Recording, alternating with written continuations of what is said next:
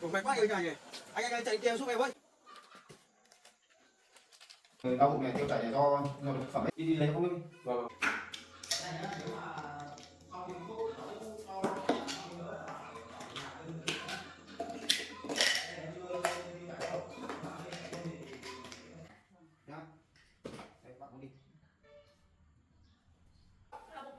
Quay đau bụng à? Anh xem nào. Đây đây. Vì em sợ là nhầm thuốc gì đấy.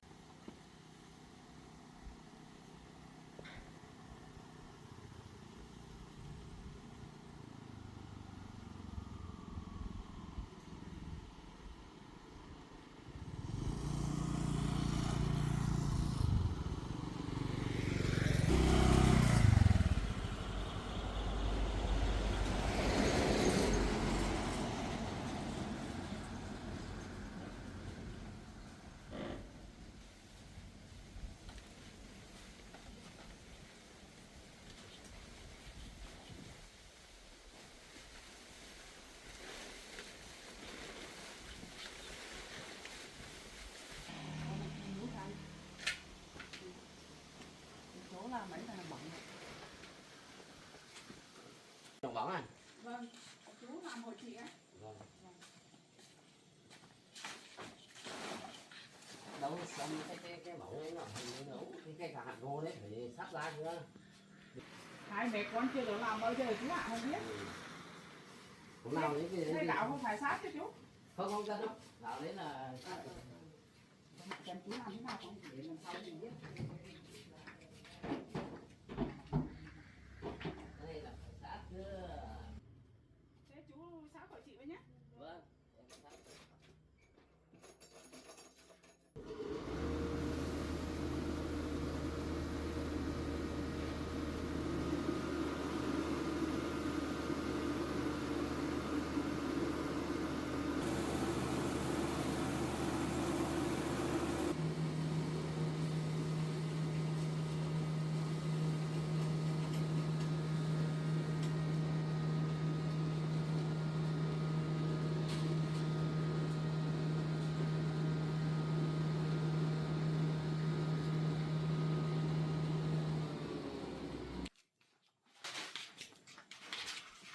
Biết mình sát ở nhà rồi con nhỉ.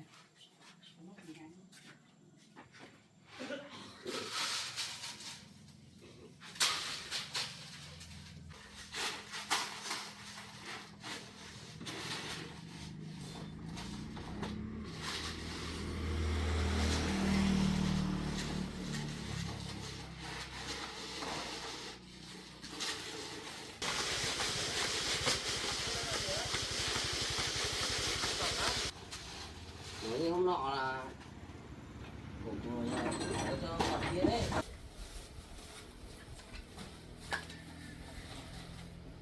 Ở xa làm muốn làm nhiều tí chú ạ. Vâng, làm nhiều mới được nhiều, còn làm cái này nó gọn lắm, không chở được mấy đâu mà. Đi đông trẻ con.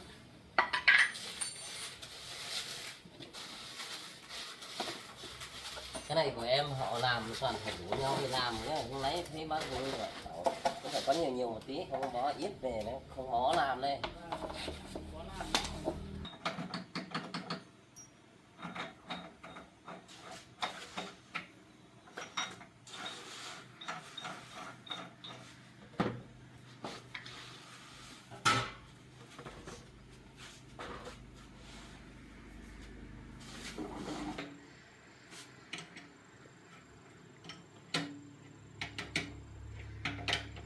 Tăng dây cu loa.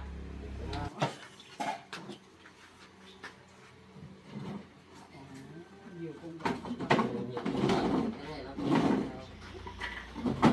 thì đây là nhà ông cây quán nó không làm đấy.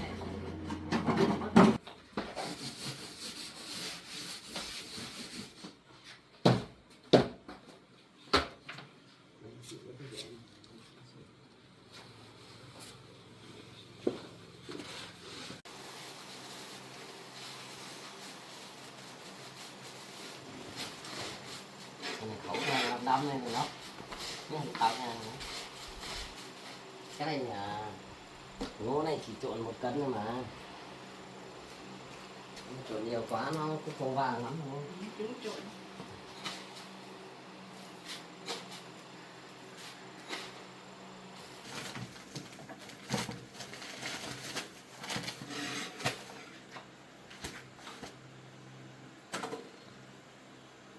Cái này họ mượn đi họ cứ đi họ cứ chỉnh cho mình đó. Hôm nọ cái kia không chỉnh đi chỉnh về là họ một cái họ mượn đi là họ cần chỉnh. Không được gì đấy.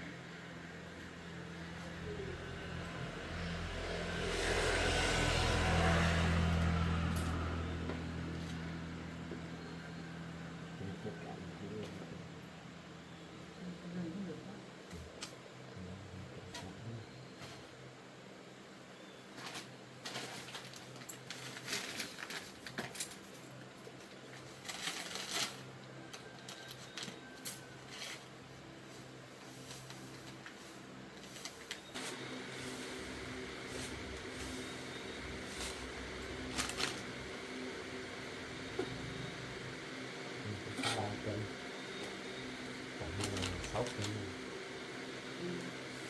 Làm ngon nhỉ.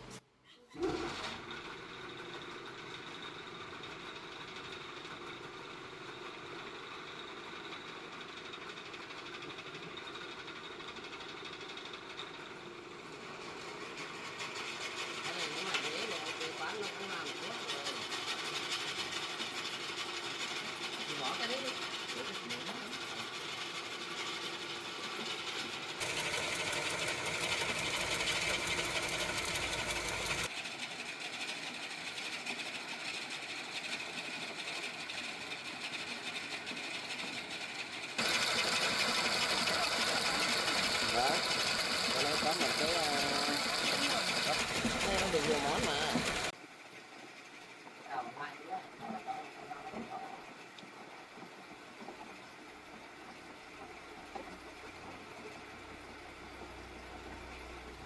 Cháu này là ở trong trường mấy mà. Ở trong lấy hoặc cả ngay trong nổi thuốc đấy. Đấy là chú nổi thuốc đấy.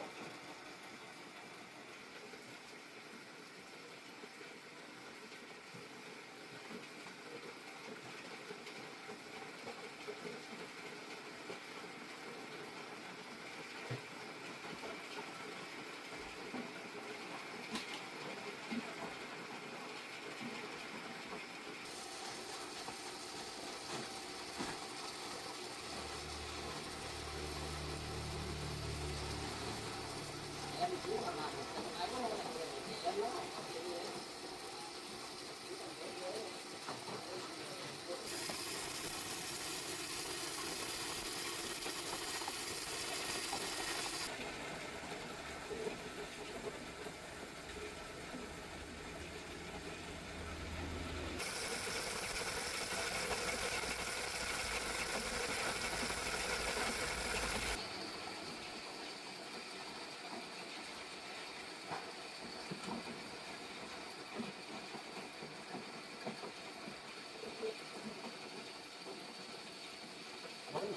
không là mắc cái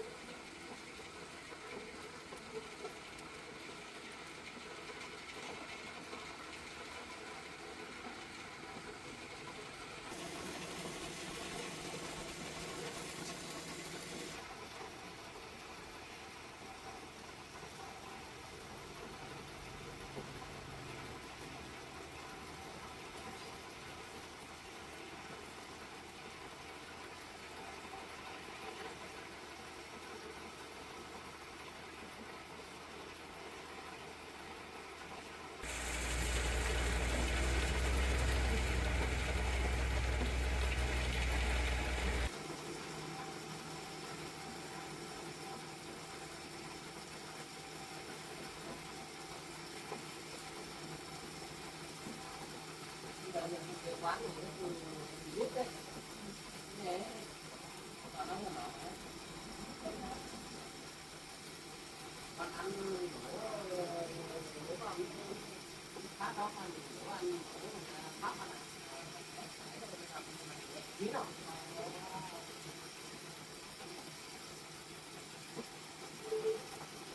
quá để đường là nó bóp bóp bóp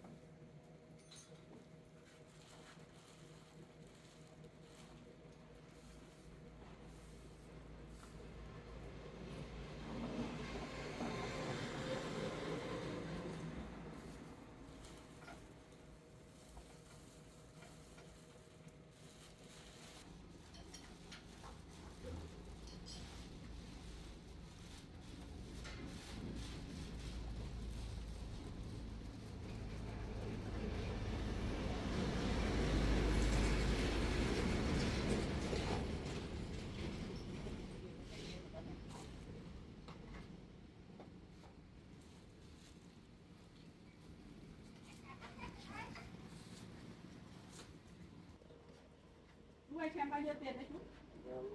65.000 chia là cả gạo đấy. Vâng. Cái gạo đấy là bán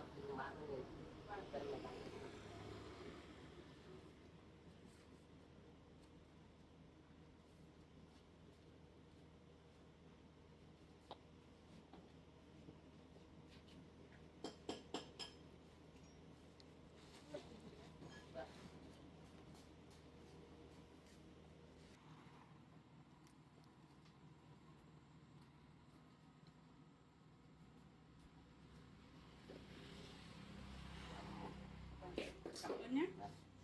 chị với cháu vào nhau nước đấy.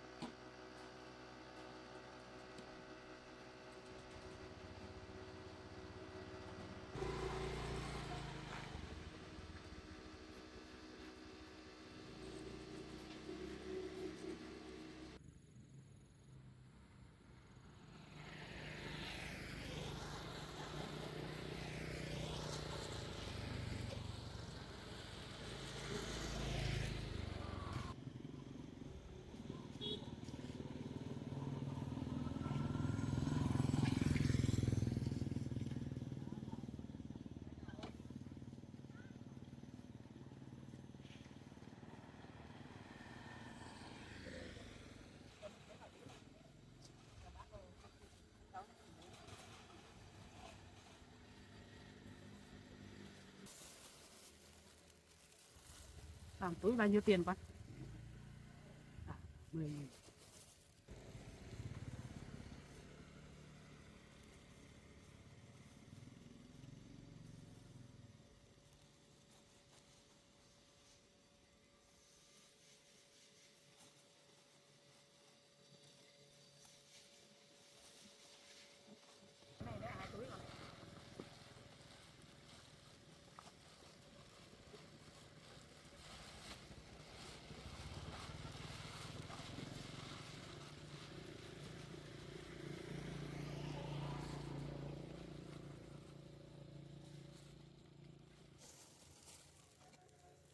thịt gạo con ạ, nó ngon, nhìn ngon.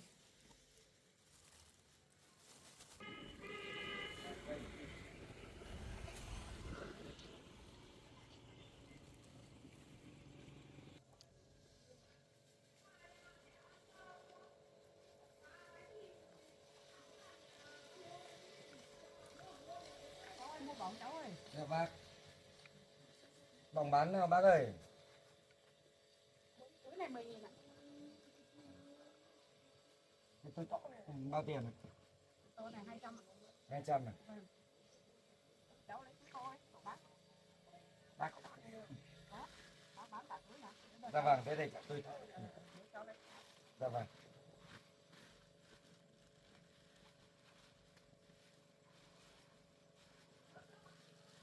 Bác đi nổ tận đâu ạ? Đi nổ tận ngoài, ngoài Minh Quang đi đó. Vâng.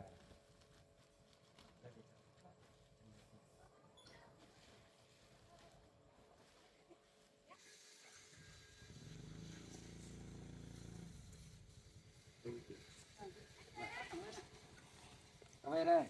Em chào em nhé. Con có túi con nhẹ.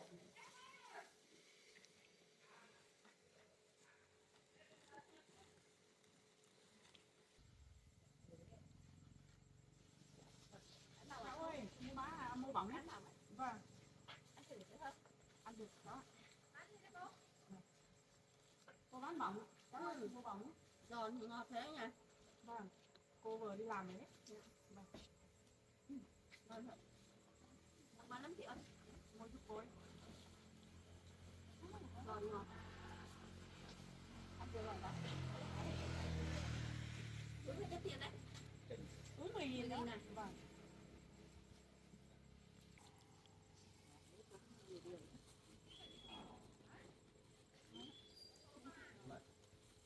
Cháu lấy 5 túi. Cháu lấy 5 túi á. Cái này bao nhiêu? Chị lấy cái này. Lấy về cho chị con 5 triệu.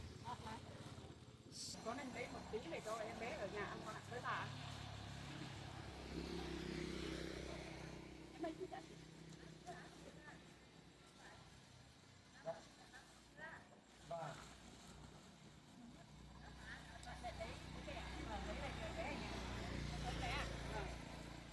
Bé với bà cụ nhà ấy.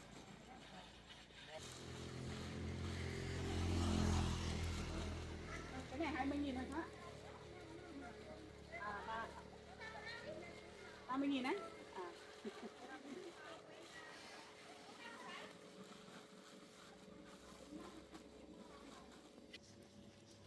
Đây, cho cả cái túi này. Vâng, vâng, cháu Cảm ngon thế.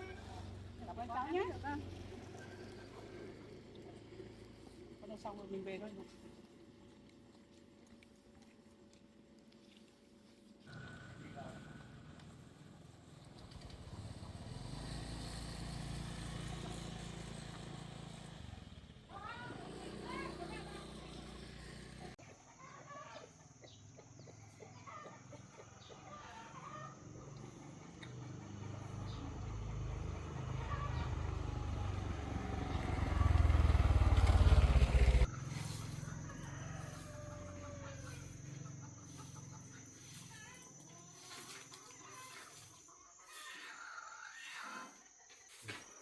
Chọn bây giờ chưa có nhà làm nào. Nhà thật đấy.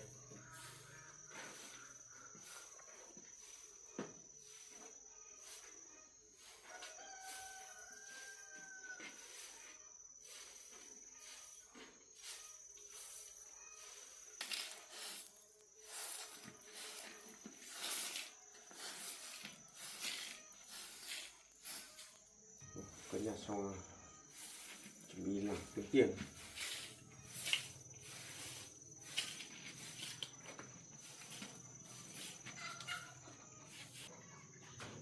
Chết rồi. Chết rồi. Quá. Chết. Quá. Yêu. Chết rồi.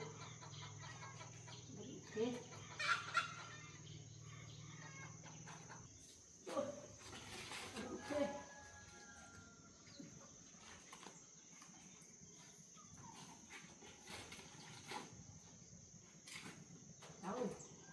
bác ơi. Quá. Làm sao ấy? Đây đâu? Cái làm gì nó đâu? Chết thế nào? Đau bụng á? Quá. Cháu ơi, đau bụng quá. Ôi, đau bụng chết rồi. Có thuốc không cháu? Cháu làm gì có thuốc? Bác nhà bác có thuốc à? Không có thuốc đâu. Thế hỏi cháu có thuốc? Bác đi cho bác này. Quá. Cháu có gì thuốc đâu, cái gì đâu tìm. Là làm gì vậy? Ôi, đau bụng quá. Đây cô là cháu không quen đâu. Đau bụng quá, đi tìm thuốc cho bác uống nào. Đây người nhà bác đâu hết rồi. Chả có ai ở nhà đâu, đi làm hết rồi. Ôi thầy cháu không biết đâu. Hộ bác tí, hộ bác đau bụng thế. Rồi, Thế bác phải có một đứa con gái à? đứa con gái nó đi ra ngoài không thấy về đâu. Đau bụng quá. Vậy cháu không biết làm kiểu gì đâu. Bác làm thuốc cho bác đi. Thế đấy, Vậy cháu biết làm cái thuốc gì đâu. bác làm thuốc đi. Ôi, đau bụng quá. Thế là cô là cháu không quen ai đâu. Bụng quá cháu ơi. Rồi. À, cháu ơi, đi xem có ai đi hộ bác cái thuốc cho bác uống nào. Ôi, bác đau bụng quá. Rồi, Cháu ơi. không biết ai quen ai đâu mà nhờ ai. tôi không chết cứu hộ bác đi. Bác đau bụng quá. Giờ xe có xe mình đi xe máy không biết đi xe biết đi mà giờ xe có xe thì bác đi khám hay đi giết cỡ cháu đây chịu rồi. Tôi hộ bác đi tìm người về cho bác. Thế qua thế vẫn là thế bác khỏe mà sao lại đau rồi bác vừa biết đau à? Sáng nay đau nhưng mà đến hôm sáng nay ăn cái gì vào nó đau bụng, rồi nó đau nặng thế này đó. Bác ăn cái gì? Ăn cái măng chua mà đau bụng thế nhỉ? Măng chua sao đau bụng? À bác để lâu à? Chắc từ hụt vào đó, và sáng nay được dồn lên, bụng quá ăn vào. Thế chắc ăn thừa xong rồi ăn vội ăn vàng quá chắc là đau rồi. Chắc đều, con đi tìm đường qua đấy. Mà bây giờ cháu mới đi hộ tìm ai? Ô, nên bác chết à? Thế bác là thế nào? Đau bụng ấy, đau cái bụng này. Bây giờ cháu biết làm sao bây giờ bác cứ vào trong nhà nghỉ xong rồi thì cháu xem tìm ai về hộ được. Đây cháu đưa bác vào trong nhà. Quá, chết đấy. Thế bác cứ vào nhà nghỉ ngơi đi.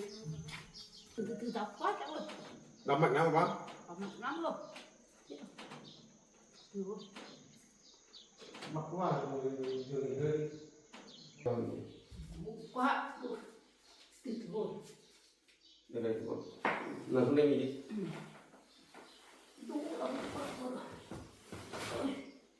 Cháu ơi, nó cũng chết rồi. Đi tìm người của bác nào. Vừa cháu mới tìm được gì hả? Bác gọi con gái bác về xem đi. Ôi, phải đưa con gái rồi. Hộ bác đi. Nó cũng quá đủ. Thì ở cô này cháu quen ai đâu mà biết bảo người hả? Không bác cứ gọi con gái bác về đi. Có điện thoại không có điện thoại nữa, gọi thế nào? Con gái bác đi đâu mà giờ này thế về? Biết nó đi đâu. Đúng, chết rồi. Bụng quá cháu ơi. Bác đau nhiều lắm à? Mừng lắm rồi. Không chịu được rồi. Giờ làm kiểu gì? Bây giờ đi tìm hộ bác đi. Bụng quá. Ôi, bây giờ cháu mới đi tìm ai được rồi? Thôi được. Đi ra làng xem ai biết có thuốc để cho bác đi. Không có thuốc à? Bác không có thuốc đâu. Lâu lắm không có thuốc rồi. Chưa bao giờ đau bụng như thế này là mới đau như thế đó. Bây giờ cháu biết làm kiểu gì rồi?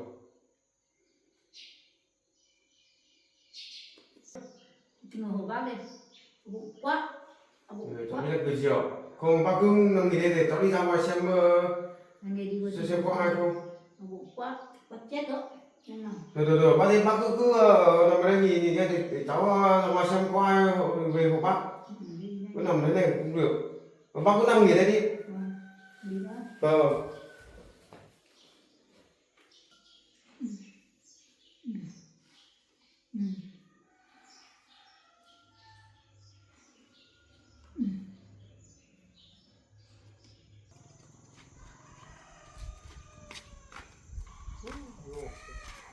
Cô để bóng canh đi biết tìm người đâu.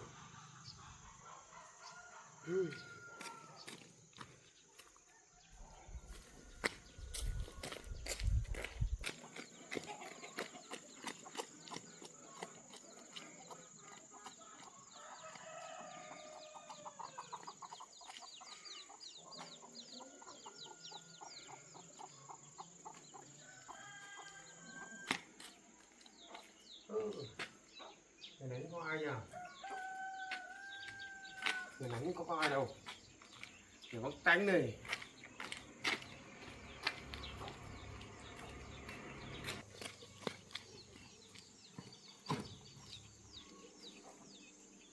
Con này. Bóng tánh này. Rồi bây giờ từng người ô. Ngôi nhà bóng tánh này.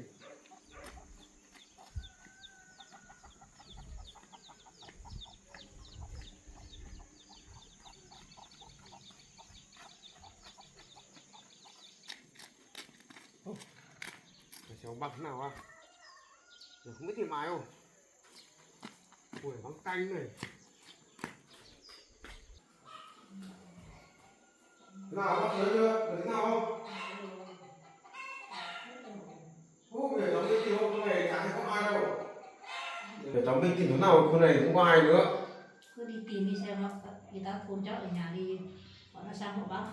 Ô, bà nó bụng quá. Nhưng bác đi thả xuống tôi tao không biết đâu. Cứ đi hỏi người ta xem nào. Mà con này có ai đâu. Bụng quá. Thì cháu không chịu, bây giờ nhảy đã thuần tôi đó, không biết đâu.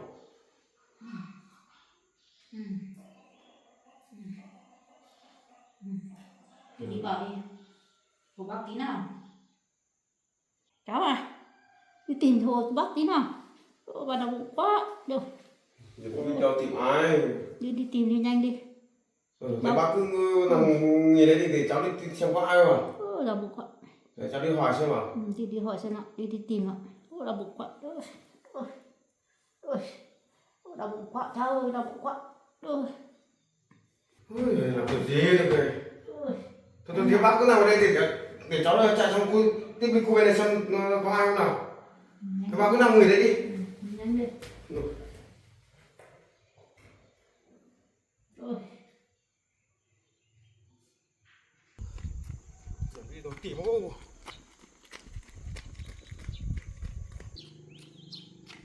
Cái nhà này cũng đã có ai nhỉ?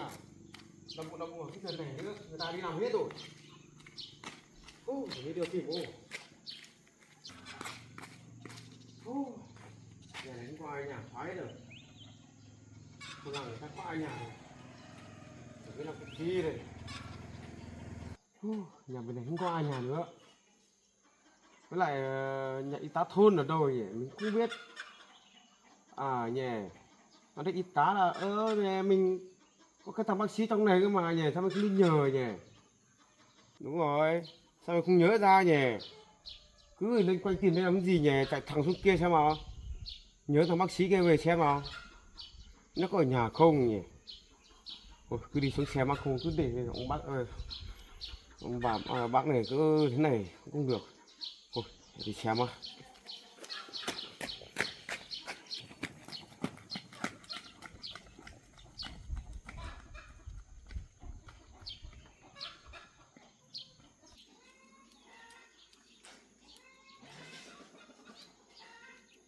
Cháu vừa đi làm bổng về. Vâng, cháu vừa đi với con dâu của cháu đi làm về ít để bán, nhưng mà cái này cháu đem về cho bà với em bé ở nhà. Em bé chắc đang ngủ bà nhỉ? Bà ấy ăn đi bà, ăn giòn lắm bà. Cháu ăn. Vâng. Nhiều người lắm mà làm lắm bà. Vâng. Hôm nay ngon lắm cháu ạ. Vâng. Cháu đi làm cái lỗ bổng này có xa không? Không xa đâu bà. Cháu đi làm bổng lên được nhiều không? Được nhiều bà, nhưng mà cháu bán hết thôi. Vâng. Chỉ lấy ít này về nhà để mình ăn thôi. Vâng. Vâng. Nhiều người thích ăn lắm bà. Vâng. Chị em còn tranh nhau mua. Vâng. Vâng, bán này nhanh lắm.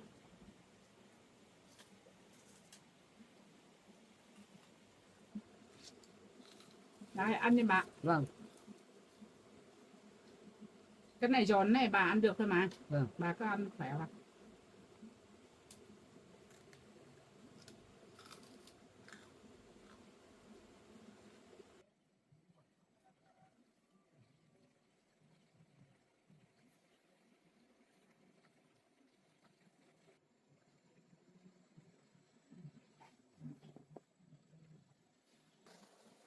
Bà ơi, bà ngồi ăn nhé. Cháu nhóm bếp làm cơm. Các con trai mai cháu sắp đi về rồi, đi làm về rồi.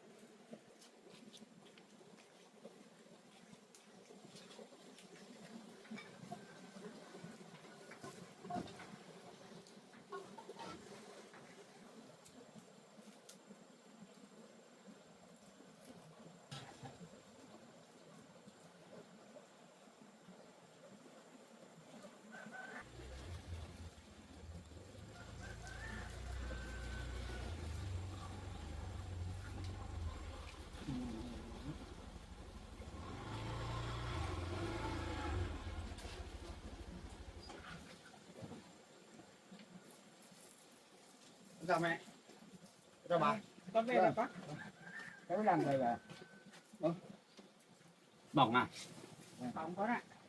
Mẹ vừa đi làm về. Trời nóng quá đi. Mẹ vừa mới đi làm về à? Mẹ với Mận vừa đi làm về. Làm với Mận đi làm về ít để bán, nhưng mà cái này mẹ lấy về để cho bà ăn. Còn thì ăn bỏng. Thế con ăn đi với bà ngồi ăn. Bà ăn đi bà. Để mẹ làm cơm á, con ngồi ăn đi nhá. Mận đâu rồi mẹ? Mận đang cho em bé nằm con ạ. Bé đang ngủ à? Ngủ trên nhà ấy. Này làm về. Vừa mệt vừa nóng lắm. Giá mà cái xe ô tô con mà có chỗ để gần gần đây đỡ phải đi xe máy phơi nắng. Mẹ trời Giá cũng, hết thì đấy, cũng oi nữa con ạ. vừa nóng lại vừa khô. Mẹ nói về nấu cơm á. Mẹ vừa đi làm về mệt, mẹ ngồi đi để tí nữa con làm cho. Mệt rồi con ạ, con cứ ngồi đi, ngồi với bà ăn. Cứ ngồi nghỉ ngơi á, tí nữa con hộ làm cho. Đấy còn sớm mà. 11 giờ chưa muộn.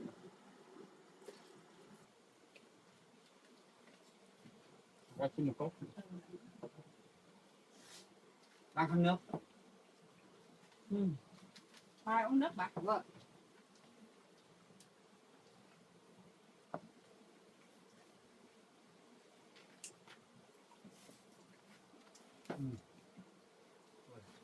Ăn lòng này ngon thật nhỉ.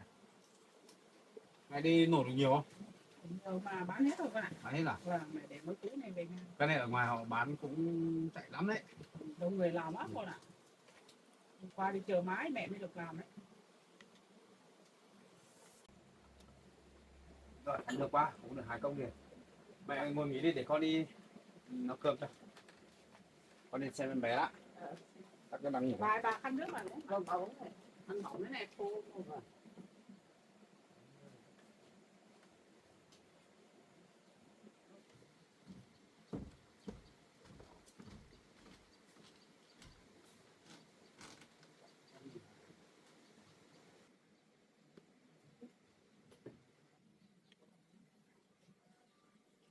Ăn được con ngủ à?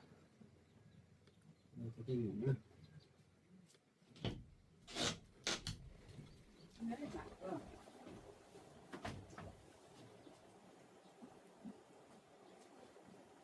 Mận với em bé ngủ rồi bà.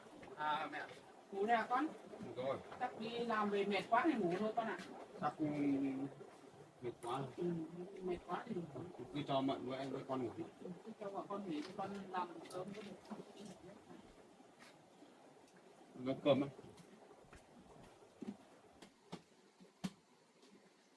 Hôm nay mẹ mặc nước lên này con. Mẹ hay lắm. À, ở trên nóc nhà này à? Để tí để nấu canh ạ.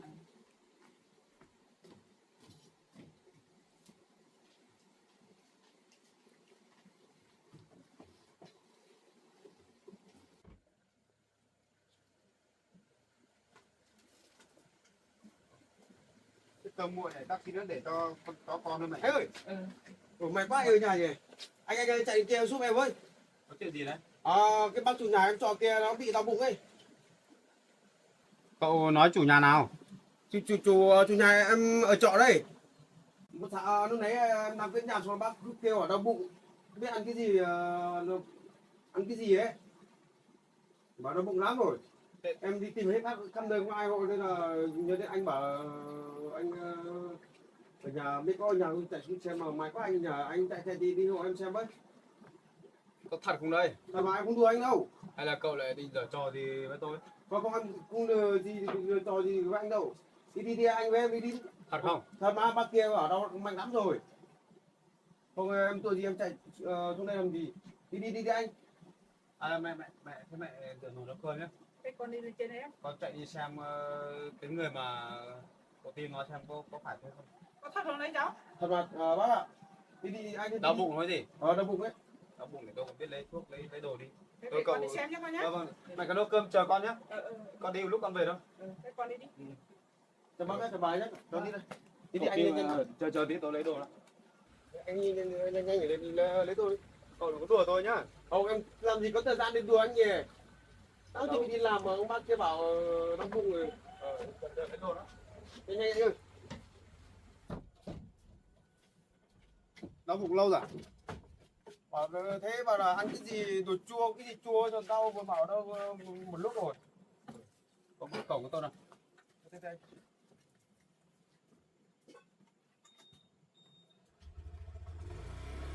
Thay luôn đi.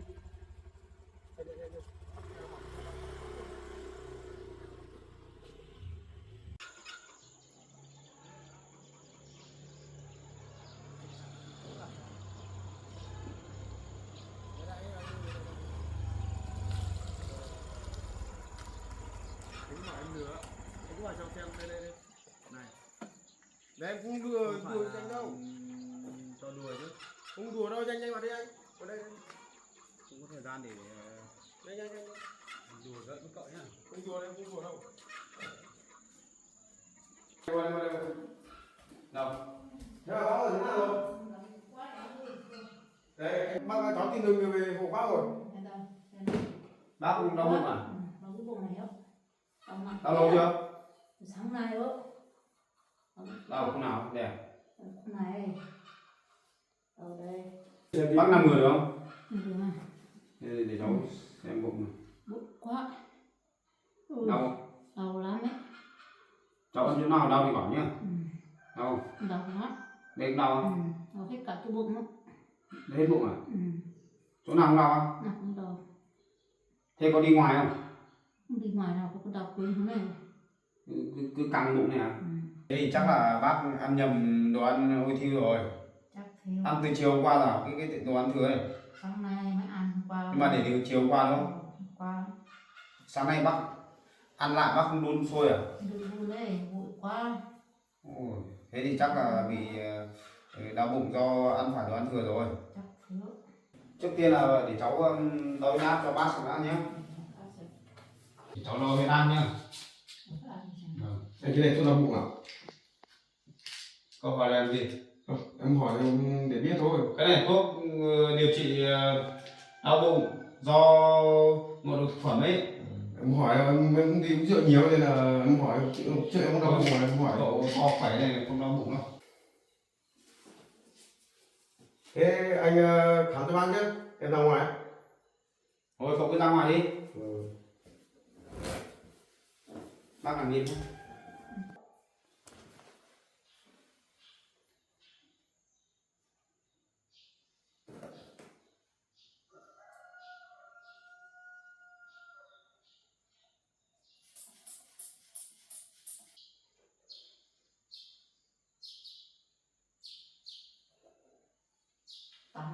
Huyết áp của bác hiện tại là 140, cũng chưa hẳn là gọi là cao quá đâu. Nhưng mà đau bụng mà không rõ nguyên nhân ấy thì cháu sẽ không dám cho thuốc cho bác uống đâu. Nhưng mà bác ấy bảo là ăn đồ ăn của để lại của chiều hôm qua rồi thì cái này chắc vì trước đấy bác không bị đau bụng thì khả năng cao là bác bị ấy rồi, bị ngộ độc thực phẩm rồi. Chắc thế. Nhá, thì cháu cho thuốc cho bác uống. Thì cái thằng bác sĩ này cũng cho cái thuốc đau bụng kia cho bác uống. Bây giờ trước cũng mua một loại thuốc thuốc sổ kia. Nó phục vụ làm tạo thuốc kia.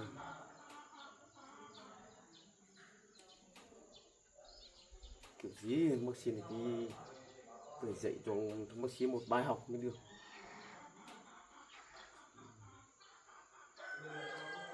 Cái thuốc thì mình trao cái thuốc của bác sĩ sẽ có bài học thì biết đời.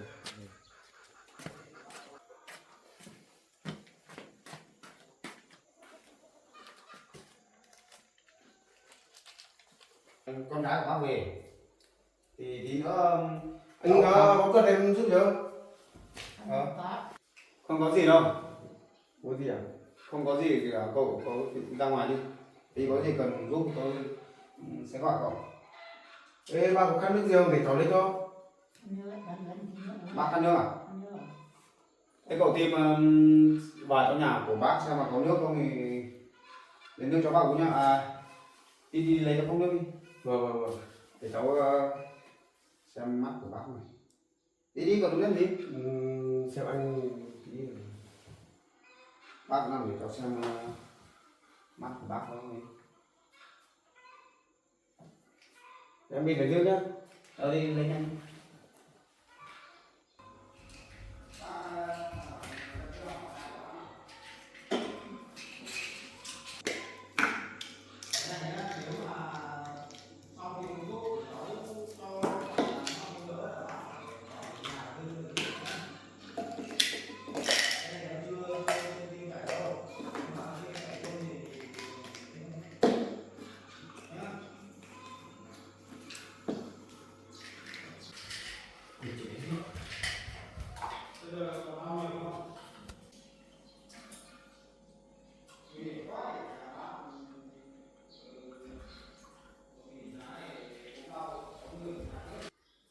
Để cháu xem thêm nào.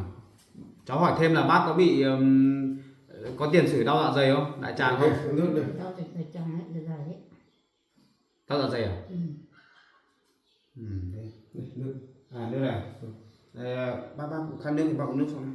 Bác ngồi dậy đâu? Đây để cháu ngồi đợi. Nhẹ nhàng. Ui, nhẹ nhàng nhá. Đau nhiều thì bảo nhá. Đây bác uống đây cháu lấy thuốc cho bác uống đi. Đây có bằng thôi không thì sáng nay bác cứ kêu đau rồi. Uống thuốc vào nhá, nếu mà có biểu hiện gì là phải bảo cháu nhá. Đấy, cứ cho bác uống đi. Nhưng mà cái thuốc này là thuốc đau bụng thông thường thôi thì bác uống vào thì nó không làm sao cả. Nhá. Đây bác uống đi. Bác uống nhiều nước vào để cho thuốc xuống. Đấy. Rồi. Đây có tim không? Thế là bác đau bụng là nhờ có tim này giúp à? May nhỉ. Hôm nay đang cái người cách nhà rồi thì đi làm cái bác cũng bảo ôm bụng nó bỏ đau bụng. Nếu mà đau nhiều quá mà không khỏi ấy, không có cải thiện ấy thì phải đưa đi xuống bệnh viện. Con gái của bác đi. Con gái của bác đi ra ngoài mà lâu đấy chưa về à? Cái gì thì chúng nó đi đâu? Thế thì về rồi. Nhá. Đi cả ngày à? Đi cả ngày đấy.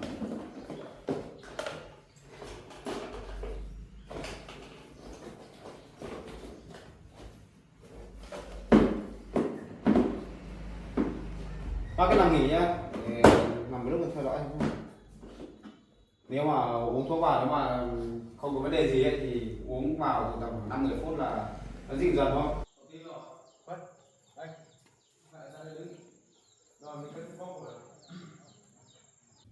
Giờ ngồi đây theo dõi một lúc xem mà bác gái có bị làm sao đã, không có vấn đề gì không ạ thì Cái còn đỡ chưa? Tôi mới về được.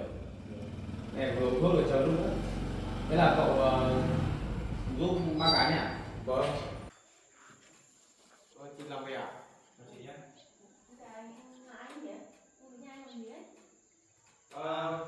Đấy là mẹ của chị ấy cũng đau bụng nên là cũng chọn đấy em chạy đi bảo anh ấy về xem. Cái gì? Mày chỉ đau bụng á? Chị đi vào xem mẹ nào thế nào. Mẹ của chị đau bụng ở trong này.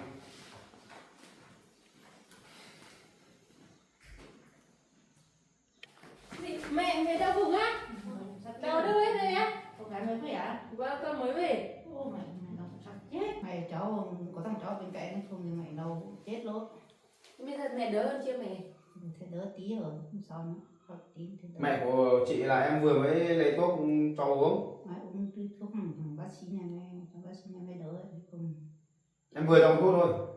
Em cảm ơn anh nhé, may cho anh đấy. Đi đâu ra ngoài phải trông nom mẹ chứ.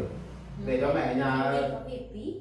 đi có việc á. Thế nghe mẹ nói bảo là ăn phải đồ ăn thừa của từ hôm qua rồi. Lần sau nhắc mẹ là không cho ăn thế nhá, ăn thế là ảnh hưởng sức khỏe nhá. Vâng, em cảm ơn anh nhé. Không có gì đâu. Với lại ăn như thế nhá, mẹ nãy hỏi rồi, mẹ là có tiền sử đau dạ dày. Mà ăn những đồ ăn như thế là rất dễ bị đau dạ dày nhá. Vâng. Rồi là đau bụng đi ngoài nhiều kiểu lắm. Nói chung là em xem lại cách ăn uống của mẹ nhá. Vâng, em sẽ chú ý hơn. Được rồi. Thế thôi bây giờ cứ cho mẹ nghỉ ngơi đi. Có gì thì nếu mà mẹ không đỡ ấy, thì tốt nhất là đưa mẹ đi bệnh viện nhá. Vâng. Còn anh thì cho thuốc đau bụng thông thường cho mẹ uống thôi để xem thế nào nhá. Vâng. Nghe chưa? Phải đặc biệt lưu ý bởi vì em đi làm việc hay đi đâu, đi chơi à? Em đi ra công việc của em. Công việc à? Công việc thì công việc nhá, nhưng mà mẹ cũng có tuổi rồi. Quan trọng là sức khỏe của mẹ giờ này.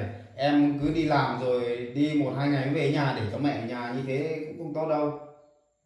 Vâng. Nhá. Vâng. Bây giờ nhá, em ta nói mẹ, nếu mà tốt thì sổ kia sổ là em phải nghỉ đưa mẹ đi vào bệnh viện nhá.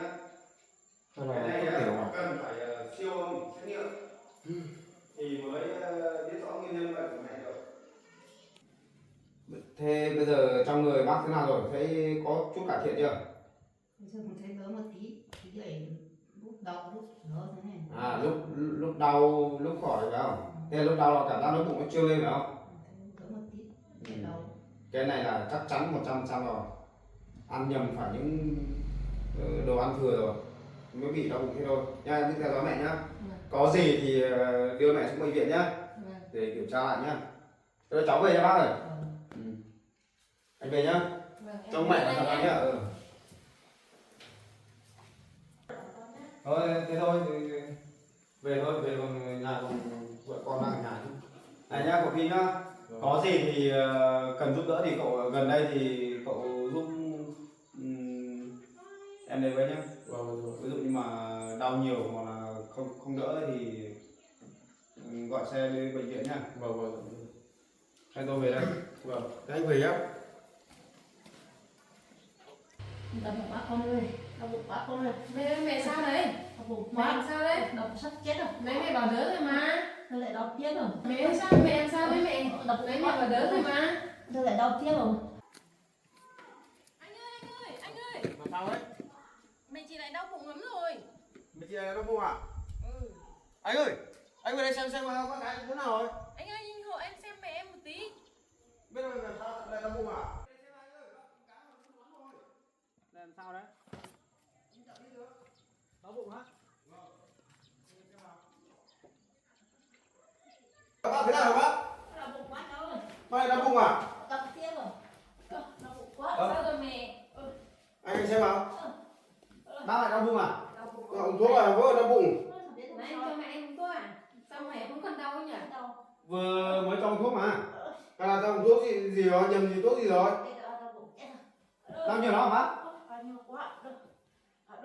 Ôi, có căng bụng không? Đây. Căng bụng á? Đau bụng quá. Con lên. Mẹ ơi, sao với mẹ em? Bác vừa đi vệ sinh à? Đã đi vệ sinh rồi. Ơi mẹ có sao không mẹ? Mẹ sao với mẹ? Đau bụng quá. Bác có điểm sao ấy nhỉ? Anh ấy cho uống nhầm thuốc à? Chắc cho uống nhầm thuốc là thế nào rồi? Làm gì cái chuyện nhầm. Uống thuốc vào rồi. Cái thuốc này là tôi đi khám chữa bệnh cho mọi người, tôi cho mọi người uống thuốc mà thuốc này thuốc đau bụng mà. Gì? Đây này. Thuốc đau bụng sao uống xong rồi đi ngoài? Đây đây. Thuốc trị đau bụng này, tiêu chảy do ngộ độc thức ăn này, thực phẩm đây. Có cả ngày tháng đóng thuốc cơ mà. Thế sao rồi uống xong rồi lại thế đau mạnh rồi, thế đi ngoài. Anh Cái cho này uống đau rồi. khả năng là do bác ấy ăn nhiều quá cái lượng thức ăn ôi thiêu ấy thì chắc đau nhiều thôi làm gì. thuốc cho nên làm sao nhầm được. Giờ xem thế nào đã. Mẹ đỡ cho mẹ. Sao lại đau bụng? Chị Nó là làm gì đi? bắt đầu Tự nhiên là đau bụng luôn à? nó đầu hay Bác không được đâu, không được. lại đau à? Lại đâu mẹ? Phải đi tiếp. Này con này. Sao lại đi ngoài liên tục thế nhỉ? Tôi không biết được. Anh ơi, nãy em cho mẹ em uống thuốc gì ấy nhỉ? Cho mẹ em vẫn còn đau nhiều ấy nhỉ? Anh chỉ cho uống thuốc đau bụng bình thường thôi, thuốc bình thường thôi. Sao không thấy đỡ, thấy đau suốt nhỉ? Mà cho anh cho uống được thuốc gì rồi? Đây này. Thế anh là bác sĩ hay là gì ạ? Anh thì làm việc trong bệnh viện. Anh là bác sĩ. Mà thuốc đâu? Đây. Em xem này. À bên thuốc đau bụng là thuốc gì nè? Đây có ghi rõ ràng đây, thuốc điều trị đau bụng này, buồn nôn, cái thuốc đau bụng này, tiêu chảy này, do ngộ độc thực phẩm này. Nhưng mà ghi thế này có chắc chắn không? Thuốc này là anh đi làm việc, anh đi hành nghề, anh đi khám chữa bệnh cho mọi người anh mang đi chứ. Thuốc của anh sao mà nhầm được? Cái này có viên thuốc trong này có cả tên nhưng mà. Đây. Vì em sợ là nhầm thuốc gì ấy. À, thuốc hết hạn rồi, thế nào rồi? Thuốc này không thể nhầm được, làm gì thuốc đúng là thuốc đấy là gì nữa. Người ta cũng nhầm là anh. Sao mẹ em đau cứ không thấy đỡ ấy? Bây giờ nhá, anh chỉ anh khám lâm sàng thôi. Bây giờ mẹ em mà có triệu chứng đau bụng đi ngoài liên tục như này ấy, là bây giờ em nên đưa mẹ em đi bệnh viện đi. Em chưa biết anh là ai, em này em cho mẹ em uống thuốc, em đưa mẹ đi bệnh viện. Mẹ em bị làm sao thì anh phải chịu trách nhiệm nhá. Sao em lại nói thế? Thì em có biết anh là ai đâu. Anh- Em cũng không chắc chắn anh bác sĩ hay là là gì. Anh là bác sĩ, nhưng mà nhá, anh vừa đi làm về thì có đây có cái người trọ ở nhà em này, cậu team này đến tìm anh, là thế bảo là bác chủ nhà bị đau bụng thì nhờ anh lên xem. Thì anh lên đây, anh mang cả thuốc, mang cả đồ nghề của anh lên đây, anh kiểm tra huyết áp cho mẹ rồi. Đấy, anh Nhưng mà khám qua rồi. Em cũng chưa biết anh là Anh ai. hỏi hết trình tự, anh hỏi hết là mẹ em ăn gì uống gì rồi, thì em bảo như thế thì anh cho thuốc uống, thuốc đau bụng bình thường thôi, anh cho uống xem có đỡ không thôi, chứ làm gì đến mức độ đấy. Cái lúc đấy vừa vào thì mẹ em bảo là không đi ngoài đâu mà, bây giờ tự nhiên đi ngoài thì cái này nếu mà do lúc đấy mẹ em vừa ăn thì chưa kịp có giới thiệu đấy thôi. Không biết đâu, tí nữa em đưa mẹ em đi khám mà bị như nào anh phải chịu trách nhiệm ấy. Em không biết anh, em không chắc chắn anh là bác sĩ hay là gì đâu. Bây giờ không quan trọng có phải anh là bác sĩ hay không, nhưng mà cái quan trọng nhất là bây giờ em phải đưa mẹ đến bệnh viện đã, đi Dạ. kiểm tra xem. Bây giờ chỉ thuốc thì anh không cho nhầm được. Trẻ người bác sĩ mà biết chắc ông này chắc cũng cho uống nhầm thuốc là cái gì đấy thôi. Không sao mà bị mạnh thế. Không biết đâu chị, nãy mẹ chị chỉ đau bụng thôi mà bây giờ đi ngoài nhiều như thế này chắc là cái anh kia cho uống nhầm thuốc gì rồi. Không biết được. Sáng nay thì thấy mẹ bảo là chị em bảo đau bụng. Thế là em đi tìm hết cả cái khu xóm này không có ai nữa, nhớ đến là ông này làm bác sĩ nên là anh này về khám cho chị ấy. Lúc đầu là thế bảo đau bụng bình thường mà. Thế sau là thế ông anh này cho cái thuốc kia uống xong là thế do mạnh đi ngoài này chả biết gì sao không biết đâu. Cậu nói như thế là cậu định đổ tội cho tôi à? Không. Rõ ràng là tôi đến tôi chỉ khám cho bác gái xong là tôi chỉ kết luận như thế, xong cho cái thuốc đau bụng cho bác uống thôi. Thuốc này uống kể cả uống cũng không sao cả, nó sẽ không có tác dụng phụ đâu. Làm gì có chuyện uống cái thuốc đấy vào đau bụng đi ngoài liên tục thế này.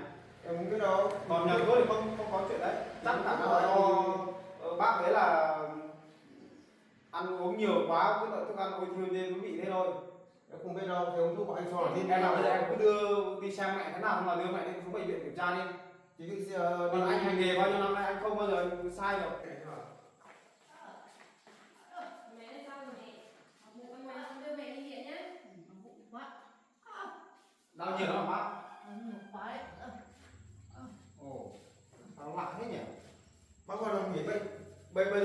đau nhiều quá thì bác bảo con gái đưa xuống bệnh viện đi. Mẹ mày ngồi đây đợi con để con gọi taxi nhá. Em đưa gọi xe xong đưa mẹ đi xuống bệnh viện đi. Chắc chắn là em sẽ đưa rồi, nhưng mà mẹ em mà có vấn đề gì về thuốc của anh thì anh phải chịu trách nhiệm cho em. Sao em nói thế thì khác gì là anh mang tội à? Cứ gọi xe đi. Còn trước mắt là chị cứ gọi xe đưa mẹ đi khám thì thế nào? Alo anh ơi, taxi à? Ba Em mình qua nhà em đón mẹ em đi viện với, mẹ em đau bụng lắm rồi. Vâng. đấy cứ gọi xe để cho mẹ đi đã. Mẹ mày ngồi đây đợi con đi lấy quần áo để chuẩn bị đi viện nhá. Ôi, vào bụng quả con ơi, nhanh đi. Ôi, con ơi. Ôi, alo. Bác đau nhiều nữa cả. Đau bụng quá. Này em ơi. Alo. Ôi, Đỡ mẹ tao đấy đi. đau bụng quá. Xe chưa đến à?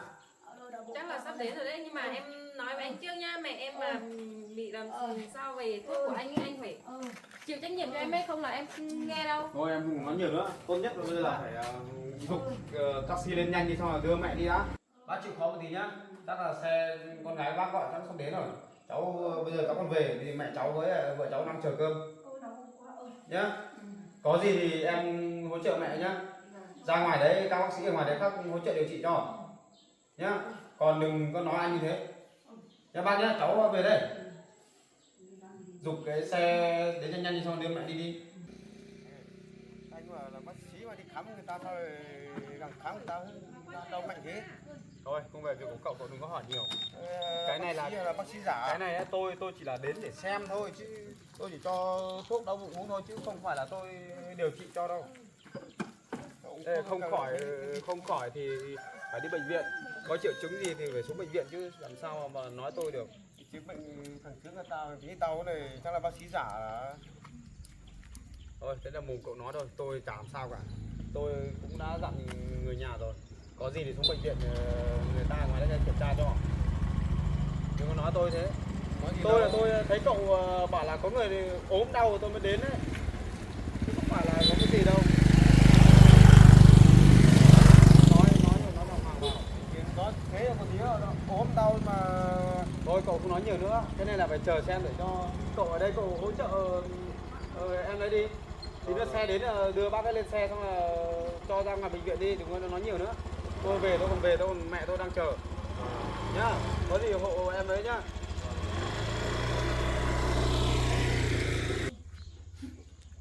Đắng này mày. Con này không biết.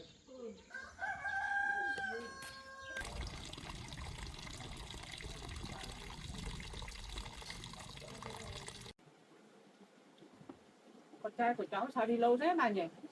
Vâng. Con có đói không? Bà có đói không bà? Tao cái đuối một tí. Vâng, sao đi lâu thế? Thôi bà, con ạ, mình cứ chờ xem một tí đã. Chắc bệnh nhân kia bị nặng hay là như thế nào thôi con ạ. Mới chưa về được.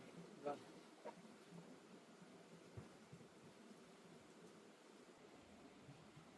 Trai của mẹ vất vả quá con ạ. Vừa về đến nhà lại không được nghỉ. Nấu cơm cho hai mẹ con mình ngồi lại. Bây giờ có người về gọi là phải đi luôn rồi. Thôi, cái này thì việc của mình con ạ. Mình phải đi làm thôi. Cứu người là chuyện tốt rồi con ạ. Phải đi thôi. À, về rồi bà. Vâng. Con về rồi con.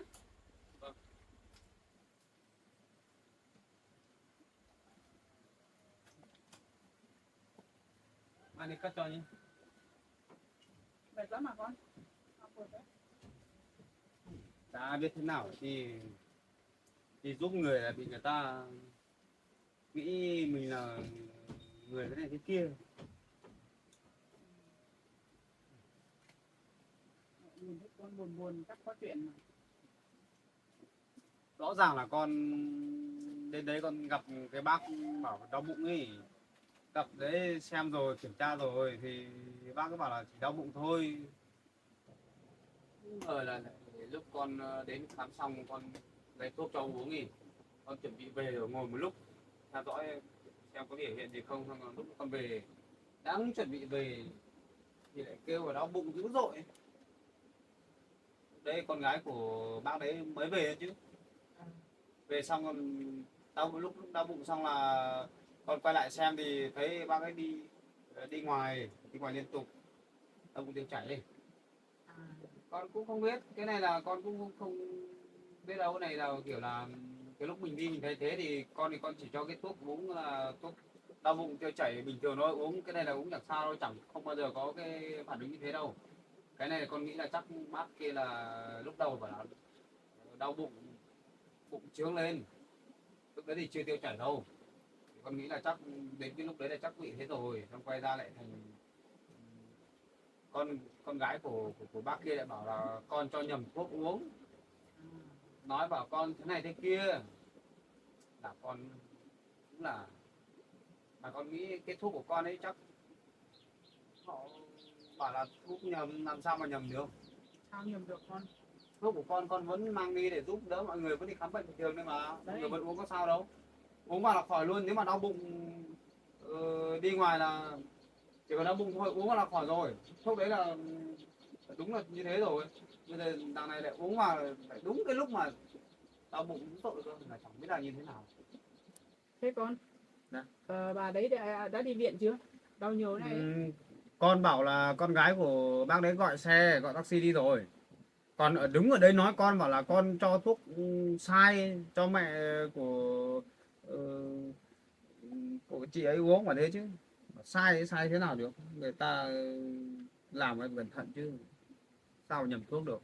Cái này là không biết là một là do cơ địa của bác kia thôi. Đấy, do là đúng lúc là đến giờ nó tiêu chảy thôi. Còn thuốc thì không nhầm được. Đấy, thứ hai là sợ là cái thuốc của con, nhưng mà không phải Không, không thể nhầm được, không thể nào. Mới hôm kia con vừa mới đi cho một bé một bé đấy cũng 12 13 tuổi rồi, mẹ đang nghĩ là, cũng uống thuốc đấy, uống xong khỏi rồi, có sao đâu. Đấy, con cũng đi cứu người sốt mà.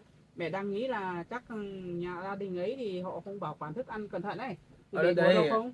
thì Nó bị ăn nhầm, mới bị chảy. ăn nhầm cái bảo là cái măng chua biết nấu cái gì mà, măng chua nấu từ chiều hôm qua rồi. Ôi thế thì Sáng phải nay dậy rồi. thì bảo ăn mà không được đun lại. Ôi Thế là rồi, ăn chịu vào xong rồi. là bảo là đau bụng. Mùa này thì nóng nữa chịu rồi. Không biết, bác đấy Chắc cũng thế. lớn tuổi rồi, cũng chưa hẳn là già đâu, nhưng mà cũng gọi là tầm trung trung. Con cũng hỏi kỹ lắm rồi, hỏi là trước khi đau bụng là ăn những gì, xong là thì bác ấy bảo là bị ăn những thứ đồ ăn như thế, xong là ăn xong là một lúc sau đau bụng. Đấy, đau bụng thì mới nhờ cậu Tim bên này, bảo người trọ ở gần nhà, ở ngay nhà của bác ấy, bảo xuống đi tìm người về hộ. Thế là cậu Tim đến đây này. Em trọ ở nhà bạn ấy. Vâng, lên trên đấy thì con khám sàng lọc qua hết rồi, không vấn đề gì cả, chỉ là đau bụng xong là trứng bụng thôi. Thì bảo ăn nhầm những thứ như thế là con cho cái thuốc cái uống là đúng hợp lý rồi, là thế thôi. Thế không nhầm gì hết. Mà sao tự nhiên lại cứ biết thế nào lại đúng cái lúc con chuẩn bị về nó mới bị đau bụng chứ. Lúc đầu là thấy không sao đâu, con ngồi đấy một lúc làm đi làm về, thành ra người ta nghĩ nhầm mình, oan mình. Thôi con ạ, không sao đâu. Chẳng qua thì bà đấy thì chắc đến lúc là bị thế này là cũng gặp cái lúc mình đi cứu bà. Thì đến lúc cơ địa bà xấu thì bà bị thôi con ạ, không phải là mình dùng thuốc đâu. Con thì cũng không nghĩ gì đâu, Con đừng buồn nữa. con thấy nó bình thường, bởi vì cái này là triệu chứng của bệnh lý này, nó đúng rồi. Đau bụng thì hôm trước thì sau gì kiểu gì sẽ phải tiêu chảy, bởi vì là ăn nhầm rồi như thế. Đúng rồi. Con thấy bình thường. Đấy, con nói là Nhưng mà người ta lại nói mình như thế.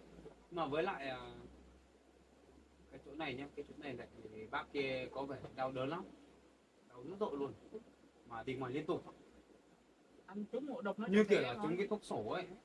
Nó như kiểu trúng cái thuốc sổ mà như kiểu để bố ngoài để đi tháo ấy. Con nhìn thấy giống lắm. Đi đau bụng đi ngoài là nó không liên tục như vậy đâu, nó chỉ theo từng đợt đấy chứ. Thôi con ạ, đừng buồn á.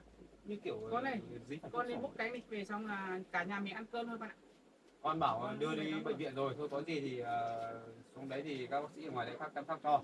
Con cũng dặn con của bà đấy rồi. bây giờ con cũng mệt lắm rồi.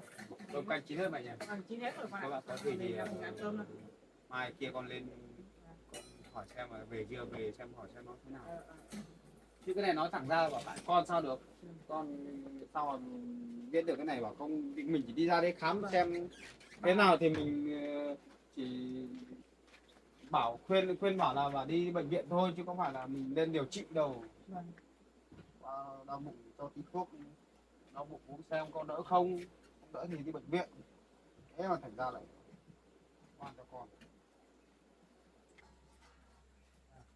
quá. Thôi con ngồi ăn cơm đi.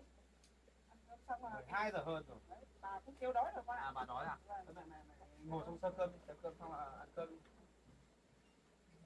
Con nào hoặc tí mẹ về ăn. Vâng vâng.